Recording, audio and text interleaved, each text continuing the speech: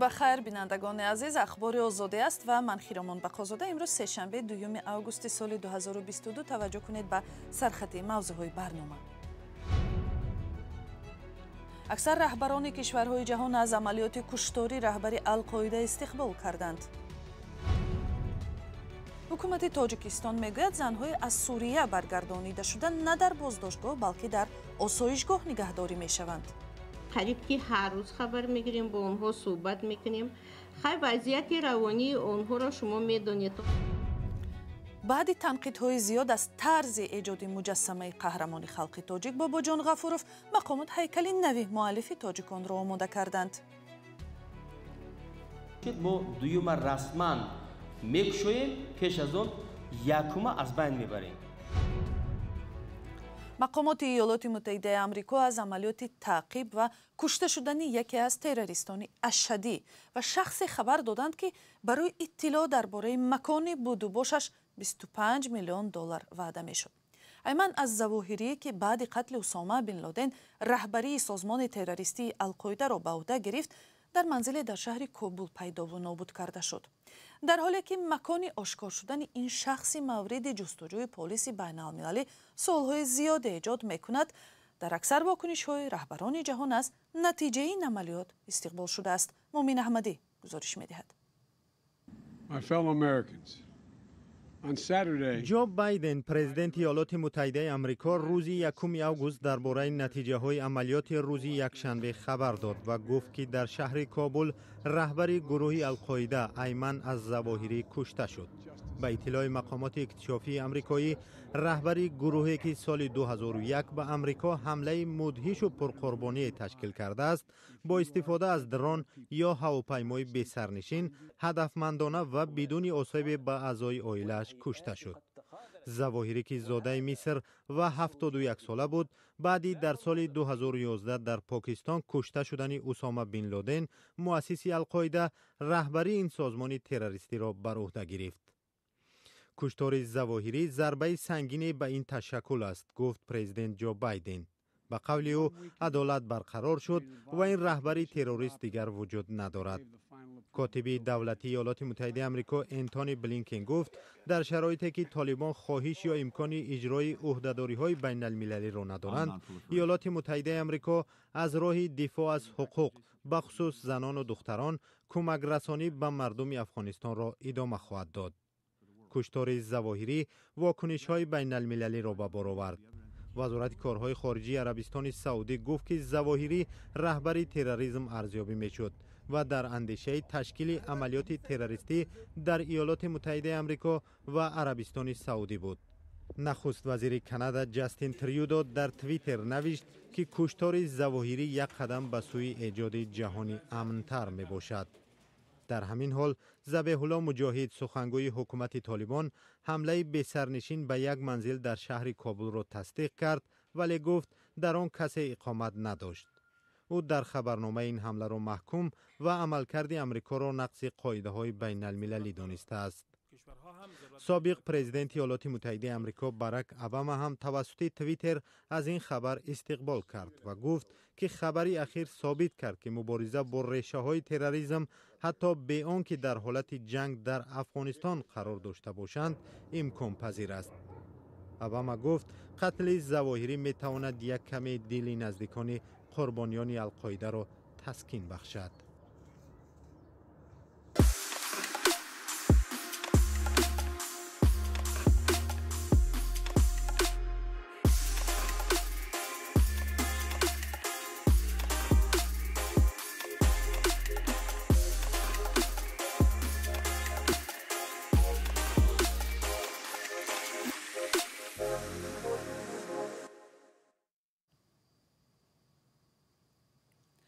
як ҳафта баъди ба Тоҷикистон оварда шудани 146 ҳамсару фарзандони ҷангҷӯёни аъзои Доиш аз Сурия, мақомот мегӯянд занҳо дар осоишгоҳе нигаҳдорӣ мешаванд ва бо онҳо мутахассисони риштаи тиб ва ҳуқуқ кор мебаранд.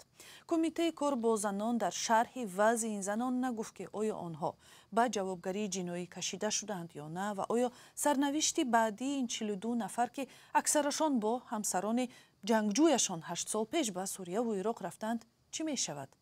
гузориши нигораи фазлиддин ва сарвинузи рӯҳулло.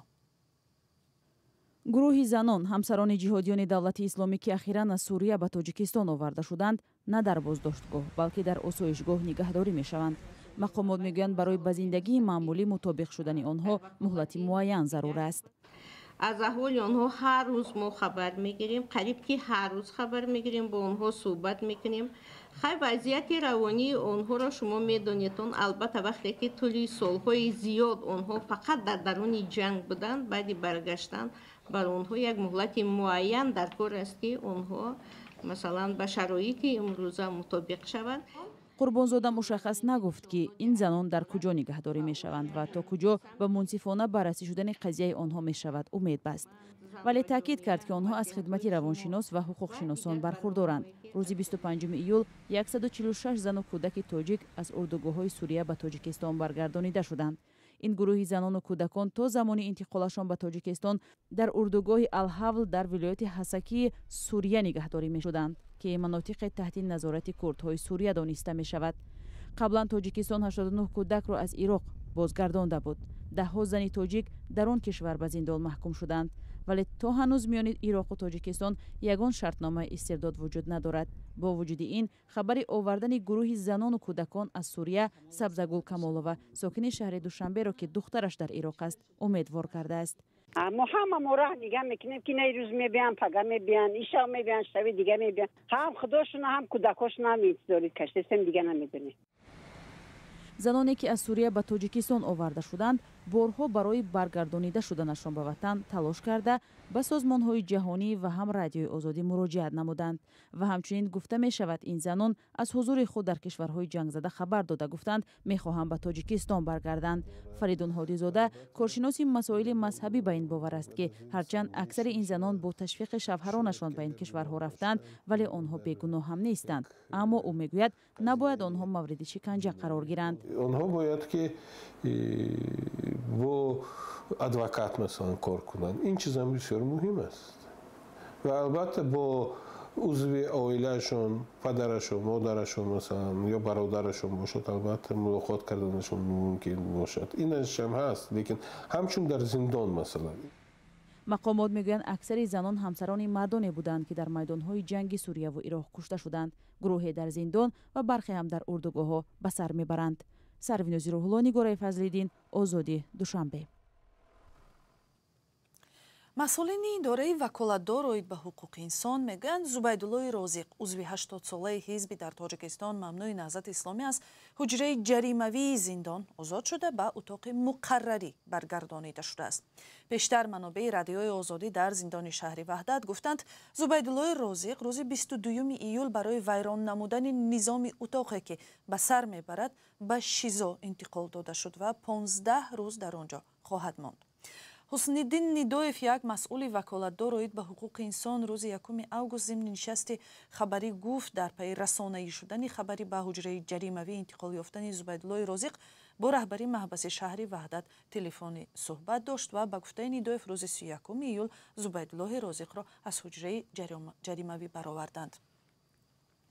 мақомот дар Тоҷикистон мегӯянд ки соли ҷорӣ назар ба ним соли аввали порсол ҳаҷми сармоягузорӣ ба иқтисоди ин кишвар бештар шуд, вале назар ба гузаштаҳо имсол исми Русия ба унвони сармоягузори муҳими Тоҷикистон ёд нашудааст.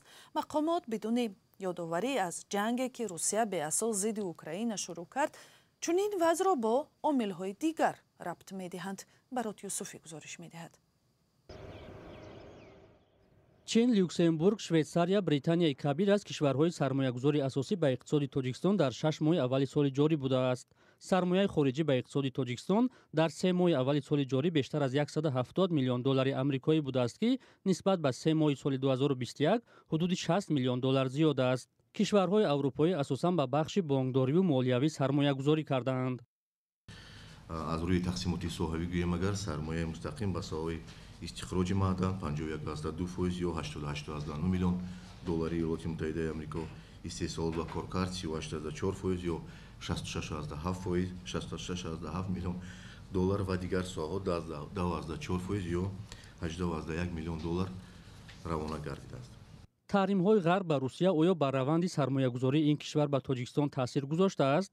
раиси кумитаи сармоягузорӣ ба ин суол посухи дақиқ надод, вале ӯ дар бораи сабабҳои кам шудани сармоягузории русия ба иқтисоди тоҷикистон ва нақшаҳои афзоиши он суҳбат кард.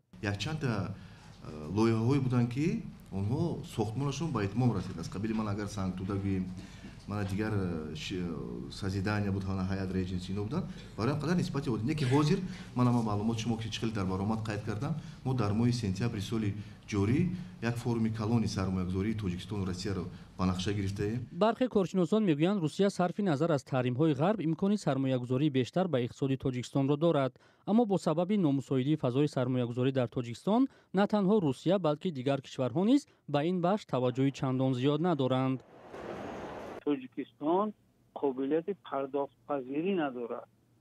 яъне ки сармояро ки овардан бояд ки масалан ӯ одам кор куна инҷа, баъд ӯ сармояро бояд бигардона бигира пулша, вале ҳамон қобилияти пардохтпазирӣ ки надорад тоҷикистон, ба ҳамин хотир сармоя инҷа намебиёд. тоҷикистон яке аз кишварҳои пасошӯравӣ аст ки бо гузашти 30 сол аз замони ба даст овардани истиқлол барои фазои номусоиди сармоягузорӣ ва монеагузориҳо ба фаъолияти озоди соҳибкорӣ интиқод мешавад. дар шаҳри бохтар бо ҳадафи қадрдонии донишманди маъруф ва муаллифи китоби маъруфи тоҷикон Бобоҷон Ғафуров дар кӯчае ки номи ин қаҳрамони миллати тоҷикро дорад гулгаште бунёд мешавад. хабарнигорони радиои озодӣ мегӯянд муҷассамаи Бобоҷон Ғафуров ки 5 сол пеш сохта шудааст мавриди интиқоди зиёд қарор гирифта буд ва дар ҷараёни босозии гулгашт муҷассамаи нави таърихшиноси маъруф муаррифӣ хоҳад шуд. ҳамкорамон Маҳмудҷон Раҳматзода гузориш медиҳад ки феълан дар Бохтар 2 ҳайкали Бобоҷон Ғафуров қомат афрохтааст. ин муҷассамаи Бобоҷон Ғафуров муаллифи китоби тоҷикон ва яке аз қаҳрамонҳои миллии Тоҷикистон аст ки ҳоло дар зери чодар қарор дорад. мақомоти маҳаллӣ муҷассамаро ки бо харҷи 170 000 сомонӣ сохта шудааст ҳанӯз расман ифтитоҳ накардаанд. шаҳрдори Бохтар барои пардабардорӣ фурсати дигареро мунтазир аст. бунёди боғ ва гулгаште ба номи Бобоҷон Ғафуров. дар ҷаласаи шаҳрдории Бохтар маълум шуд ки харҷи корҳои минбаъда на аз буҷаи мақомот, балки аз ҳисоби соҳибкорон будааст. соҳибкорро ҷалб кунем, маблағҳои соҳибкорро ҷалб кунем. лоиҳа мувофиқа шудагӣ буд, боз 3 ҳафта пеш баъзе эродҳо шуду лоиҳа мукаммал гардид ва соҳибкор вазифадор шудааст майдони қаҳрамони Тоҷикистон, муаллифи китоби тоҷикон Бобоҷон Ғафуров ифтитоҳ хоҳад шуд. ин ҳайкали дигари Бобоҷон Ғафуров дар шаҳри Бохтар аст. дар ду тарафи бинои ҳукумат 2 ҳайкали қаҳрамони миллӣ ҷой дорад. яке бардошта мешавад, дигаре расман ифтитоҳ мегардад. ҳозир шаҳри Бохтар соҳиби 2 Бобоҷон Ғафуров нашудааст. якта ҳаст расмӣ, он чизе ки ҳаст. агар ба шарте ки дуюма шавад, шумо дар назар дошта бошед, мо дуюма расман мекушоем, пеш аз он якума аз байн мебарем. муҷассамаи Бобоҷон Ғафуров дар шаҳри Бохтар 25 соли пеш гузошта шудааст. эродҳо буд ки қомати қаҳрамони миллиро кӯтоҳ нишон додаанд. аз он вақт ному насаби қаҳрамон аз пояи ҳайкал бардошта шуд, вале бунёди ҳайкали нав тӯл кашид. ҳайкали нави Бобоҷон Ғафуров дар назди як корхонаи бофандагӣ гузошта шудааст. дар маҳалли собиқи ҳайкал аз сӯи соҳибкорон хона бунёд мешавад ки дигар барои қаҳрамони миллӣ ҷои холӣ нест. Маҳмудҷон Раҳматзода, Озодӣ, Бохтар. ва як хабар дар поёни барнома созмони ҷаҳонии тандурустӣ муайян кардааст ки дар тоҷикистон аз гармии шадид ширдиҳии модарон ба кӯдакони навзод хеле кам шудааст. бар асоси таҳқиқот маълум шудааст ки ҳар модари сеюм фарзандашро бо шири табиӣ бузург мекунад, вале ин омор ба назари табибон кам будааст. ин буд нашри имрӯзаи ахбори Озодӣ. хабарҳои аз ин бештарро дар сомонаи Озодӣ ва шабакаҳои иҷтимоии Facebook, Одноклассники ва Twitter пайдо кунед.